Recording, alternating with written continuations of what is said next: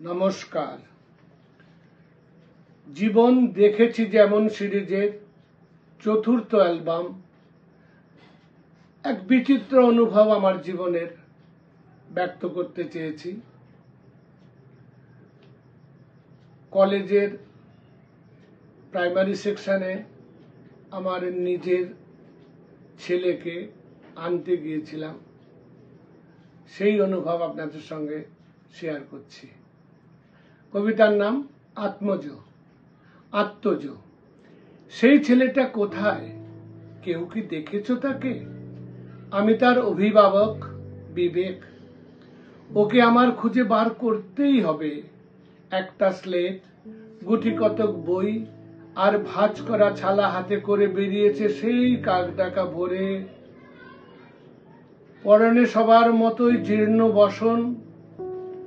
কোনোদিন ওকে নিয়ে যেতে আসে না।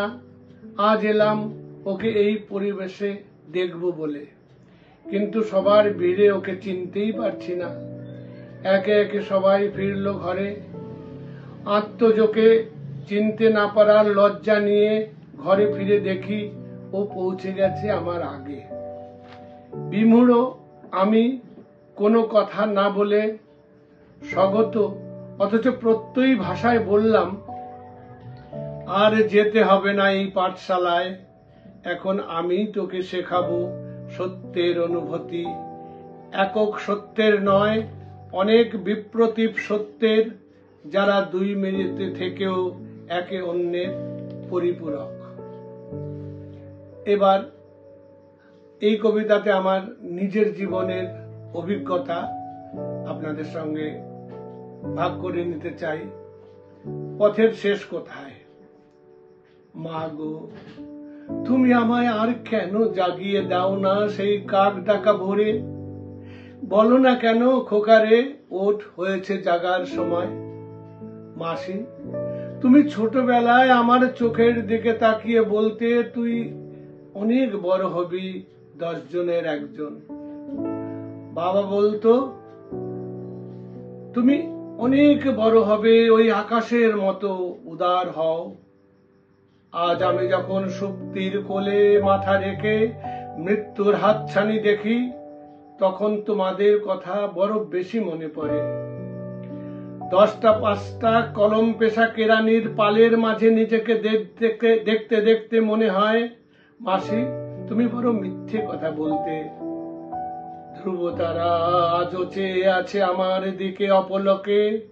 ছেঁড়া পালে ভাঙা হালে বিশ্বস্ত নাবিক আমি ভাসছি অকুলে।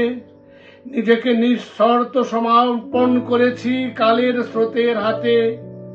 যেখানে ইচ্ছে নিয়ে যাক, কোনো খেদ নেই মনে। তবে তুমি জেনে রেখো বাবা, আমি দেখে যাব পথের শেষ কোথায়। এবারের কবিতার নাম শিক্ষা।